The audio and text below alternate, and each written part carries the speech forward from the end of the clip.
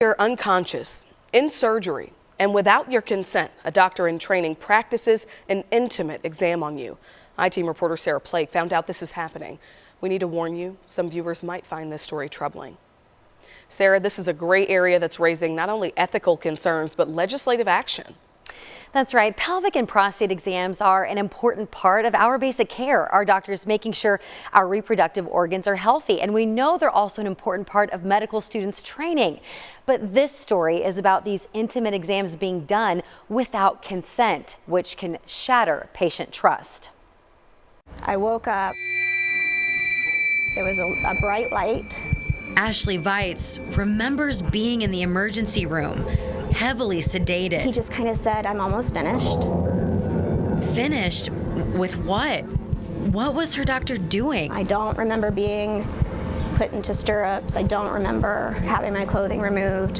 Her emergency department report says Ashley went to the hospital for nausea, vomiting, and a rapid heartbeat. Nothing she thought would require her doctor to do such an intimate exam. A pelvic exam. I know that I didn't consent, and I know that we didn't talk about it because I woke up in the middle of the exam screaming.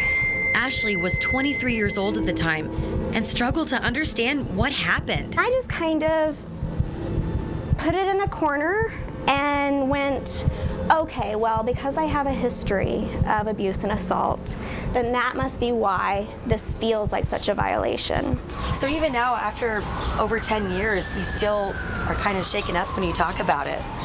I am. Ashley is telling us about her experience to shine a light on pelvic exams without patient consent. I just wanted to be asked. The KSHB 41I team discovered Ashley isn't alone. Pelvic exams are usually done when the patient is awake and fully aware that their doctor is about to examine the most private areas of their body. But we discovered that medical students have performed pelvic and prostate exams on patients while they're under anesthesia without their explicit consent, and they're often done solely for the student's educational benefit. We learned this has gone on for decades. A 2005 survey revealed that most medical students at the University of Oklahoma had done pelvic exams without consent. And in this 2012 article, a fourth-year medical student said he performed them, quote, for 3 weeks, 4 to 5 times a day. Is this practice still happening on patients who are anesthetized and they don't know and they did not get consent? Yes.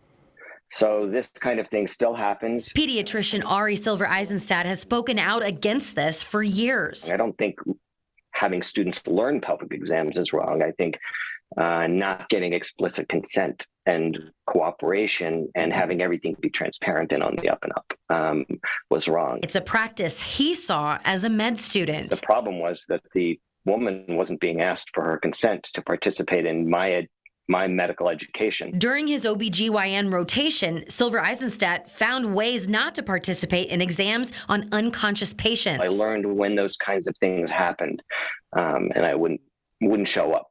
Never had to do it. That was challenging. He researched the topic in 2003 and found that students became desensitized about whether consent was important.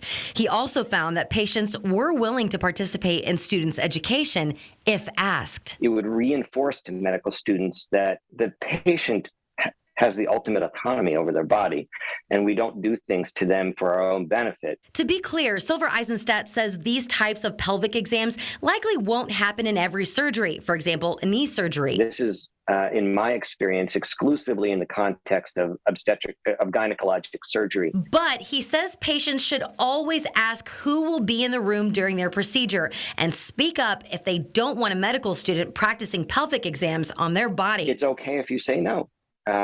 Because there are plenty of people who are willing to say yes, and it won't have any impact on your care. At many hospitals, patients sign a form acknowledging that med students can or will be involved in their care, but they may not clearly state a med student could perform certain exams for their training alone. Silver-Eisenstadt says many hospitals have policies about getting consent before doing these exams, but he's worried they don't enforce them all the time. That's part of the trauma, is not knowing. For sexual abuse survivors like Ashley, who's lived with the feeling that her body wasn't her own, requiring explicit consent is vital.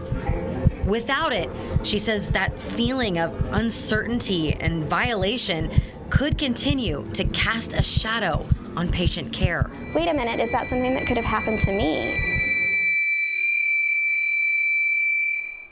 And we reached out to the major medical associations, and they all opposed performing such exams under anesthesia without prior informed consent. But they also oppose, quote, blanket bans on student participation in these cases.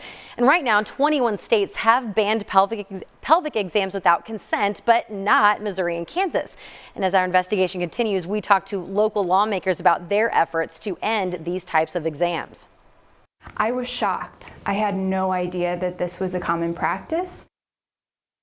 Sarah, how would anyone know if this ever happened to them?